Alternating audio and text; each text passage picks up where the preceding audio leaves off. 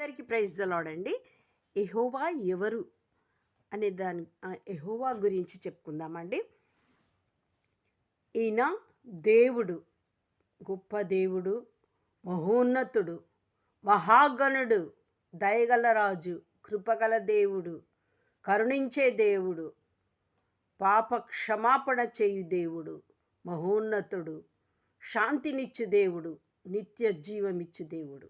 చూద్దాం. మొదటి రాజులు 8:23లో యెహోవా ఇజ్రాయేలీ దేవా, పైనున్న ఆకాశమందైనను క్రిందనున్న భూమి అందైనను నీ వంటి దేవుడొక్కడును లేడు. ఈయన వంటి దేవుడు ఒక్కడును లేడు. ఎందుకనంటే ఆయనలాగా ప్రాణం పెట్టిన దేవుడు, అంత ప్రాణం పెట్టునంతగా మరి ప్రేమించిన దేవుడు ఒక్కడును లేడు. తిరిగి ప్రాణముతో బయటకు వచ్చినటువంటి దేవుడు ఎవరును లేడు.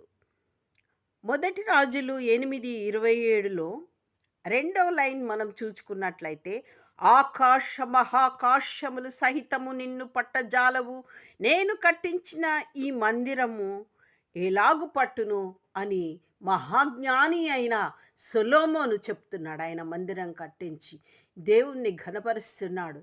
మరి జ్ఞానము కలిగినటువంటి మహా సొలొమోనే గొప్ప రాజైన దేవుణ్ణి ఆ విధంగా అర్థము చేసుకున్నాడు. మరి ఆయన ఆకాశ మహాకాశములు సహితము ఆయనకు సరిపోవు అని చెప్తున్నాడు.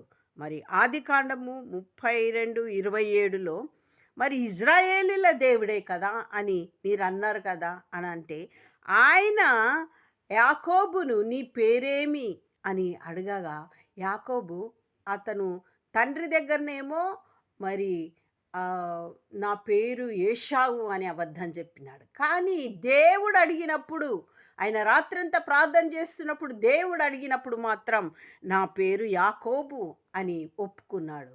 యాకోబు అని అంటే మోసగాడని ఒప్పుకున్నప్పుడు 28వ వచనంలో ఇక మీదట నీ పేరు ఇశ్రాయేలే గాని యాకోబు అనబడదని చెప్పినాడు. ఏంటంటే ఎప్పుడైతే మన పాపములు అదే నిజాన్ని మనము ఒప్పుకుంటామో దేవుని సన్నిధిలో, అప్పుడు ప్రతి ఒక్కరు కూడా ఇశ్రాయేలుగా మార్చబడతారు.